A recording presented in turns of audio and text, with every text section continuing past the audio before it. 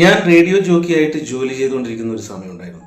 ആ സമയത്ത് ഓഡീഷനുകളിൽ പങ്കെടുക്കുക എന്ന് പറയുന്നത് എൻ്റെ സ്ഥിരം പരിപാടിയായിരുന്നു. സിനിമയിലേക്ക് എത്തുക എന്ന് തന്നെയായിരുന്നു എൻ്റെ ഉദ്ദേശം, ജോലി ചെയ്തുകൊണ്ട്.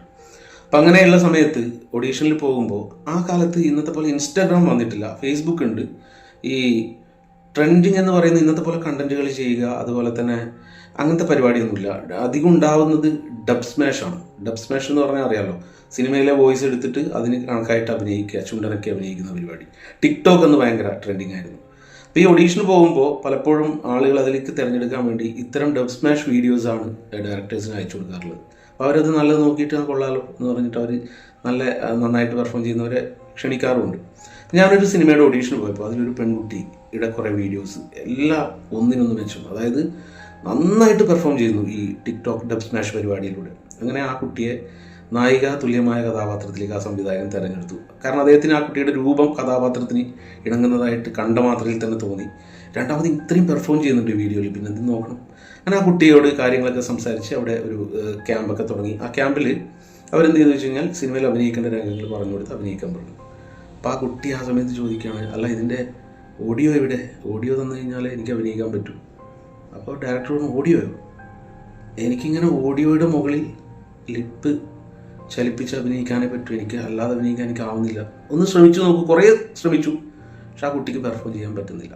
അന്നത്തെ കാലത്ത് അങ്ങനെയൊക്കെ ചിന്തിച്ച ആളുകളുണ്ടായിരുന്നു. കാരണം ഇന്നൊക്കെ ഗംഭീര കണ്ടന്റുകൾ ചെയ്യുന്ന, ഗംഭീര പെർഫോമൻസ് നടത്തുന്ന, പ്യുവറായിട്ട് പല പരിപാടികളും ചെയ്യുന്ന ഒരുപാട് ആളുകൾ സിനിമയിലേക്ക് അവർക്ക് ഓപ്പൺ ടിക്കറ്റായിട്ട് ഒരു എൻട്രി കിട്ടുന്നുണ്ട്.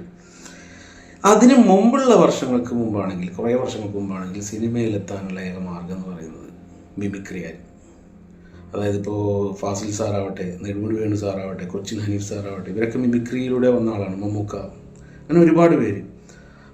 പിന്നെ കലാഭവൻ്റെ ഉദയം വന്നു. കലാഭവനിൽ വന്ന് പെർഫോം ചെയ്യുന്ന ഗംഭീരമായിട്ടൊരു സ്റ്റേജ് ഷോയുടെ കാസറ്റ് നമ്മൾ കണ്ടു കഴിഞ്ഞാൽ പെർഫോം ചെയ്യുന്ന ആൾ ഉറപ്പായിട്ടും വളരെ അടുത്ത് തന്നെ സിനിമയിലേക്കൊന്ന് വരാറുണ്ടായിരുന്നു. മിമിക്രി എന്ന കഴിവിന് അത്രയ്ക്കും ഒരു ടാലൻ്റ് ഉണ്ട്. ആ മിമിക്രി ആർട്ടിസ്റ്റുകൾക്കുള്ളൊരു പ്രത്യേകത എന്ന് പറയുന്നത് ഈ ആക്ടർ എന്ന വാക്കിലെ ഓ എന്ന അക്ഷരം ഒബ്സർവേഷനെയാണ് സൂചിപ്പിക്കുന്നത്.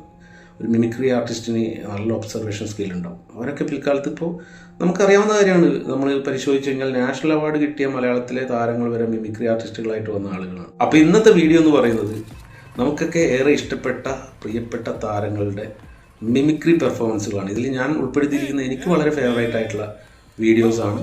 നിങ്ങളുടെ വീഡിയോസ് ഏതാണെന്ന് നിങ്ങൾ കമൻറ്റ് ചെയ്യുക.